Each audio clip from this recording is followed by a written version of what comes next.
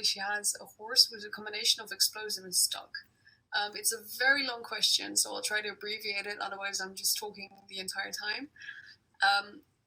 But she says that it's a horse that goes from being explosive about tools and reactive to when things change to being very calm, but then he gets in a very hard to move state.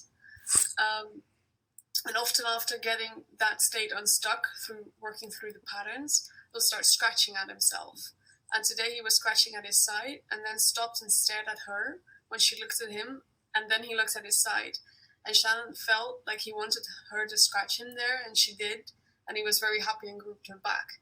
But her first question of this whole long story is if it's appropriate to scratch him when he indicates that he wants her to scratch him, or should she let him do it himself? Both. It's the greatest thing, it's really common, those two things together, explosiveness, stickiness, especially in the beginning, because you're starting, the tension, the stickiness is caused by the tension. And the tension, when asked something, make short, sharp movements, you get explosion. When you start to let the body let go and you let the tension out, you can also get this freedom of motion and movement. The itchiness is also normal because you start to get, things like a twitch reaction back. The blood supply starts to come back into the skin, back into the muscles.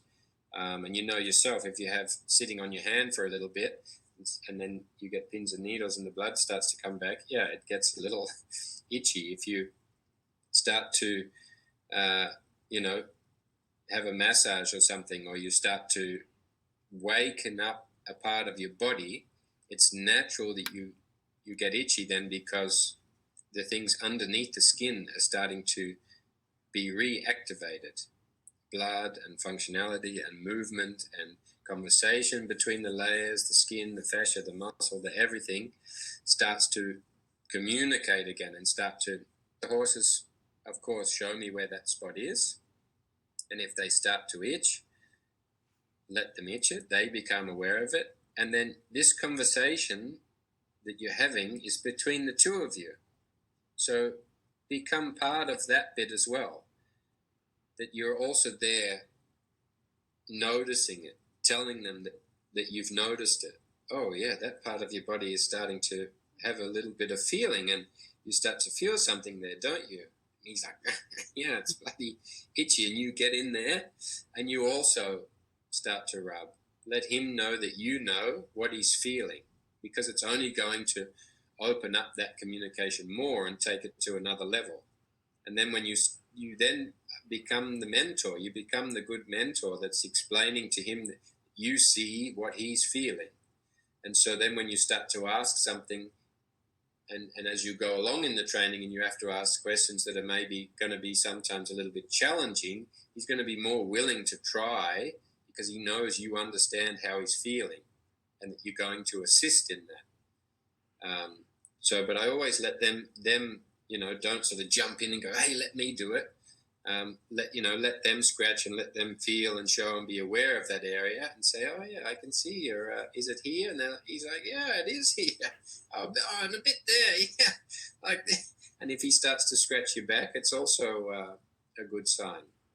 So it's all good things, and when you have a horse that starts to have these responses in the body again, you know that you're starting to do good things, and your horse is going to start to see you as somebody that's really there to help him and to let him feel like he can start to know himself more, have more awareness of self, and become, comfortable in his own skin. So the same question on the same horse is that he can also be very bitey and pushy, though he is much less bitey towards her than he was a couple of months ago. And last Friday she played with him with the flag and he stopped to scratch his chest area on the right. So again she scratched him there and he loved that. But then he started yawning like crazy, and he usually does not yawn. A couple of days later they were working and suddenly he froze up and started biting at that same spot quite hard. So Shannon thought he might have tension there and put her hand on it, which was something he started enjoying. And this time instead he was agitated, biting at both sides of his chest and even down on his legs. He gradually calmed down and even then eventually he let her touch him with the stick all over the body, and she started doing the patterns again. At the end, she put her hand on that spot on the right. He swung his head for a moment, then took a deep breath and relaxed. Again, she put a hand on the spot on the left, and he stood there calmly.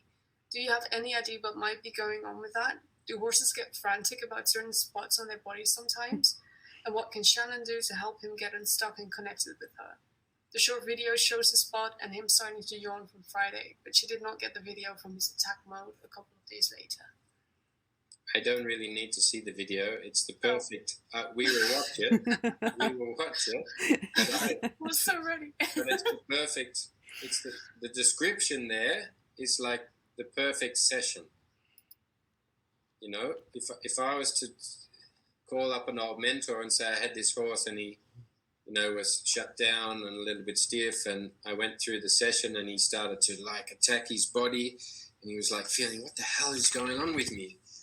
Oh, I'm starting to feel alive again. Oh, and it's really twitching, and I need to like have something, you know, happen to tell me what the hell this is. But it's the therapy, you know. His body is coming alive again. He's starting to feel that parts of his body. Yeah, this is all good. Look at this. It doesn't get better than that. I mean, it's the closest thing to him saying, hey, Mum, I've got a bloody itch here. He can't tell you in a more clear language than what he is there. And what you've just done there is perfect. Also, this yawning is, you know, when your body, you know, if you stand at the edge of your bed and you hang on the edge of your bed, you know, your physiology is almost, and you start to yawn because your body starts to find rest. It's not uptight anymore. It's not holding you. And so you have to be like on guard because you feel yourself never let go. You know, when you start to let go of things, your body feels like it's starting to, you know, and this is the first part of the body letting go, feeling rest, not feeling like you're a slave to yourself, that your body starts to let go and lets you breathe, lets you rest, lets you relax. All these things, you know, if you write a list of things of how to get a horse out of tension and you want to, you know, write down the description of what that starts to look like, it's this. So you're absolutely on the right path. And then when you start to see these moments, and he may get frantic, but exactly what you did is perfect. And then by the end of the session, you know, he's relaxing, calming down. You can make contact with that. He starts to relax. Remember to be proactive in between, letting him think about his body, find connection, move the feet, start to get the connection in the diagonal pairs. He has this good conversation, this dialogue through his body, and let him have these rest moments, see what the body does, what's the response and the reaction of the body to these new connections, and just stay in tune with him. He's speaking to you, so you are now in the language of your horse.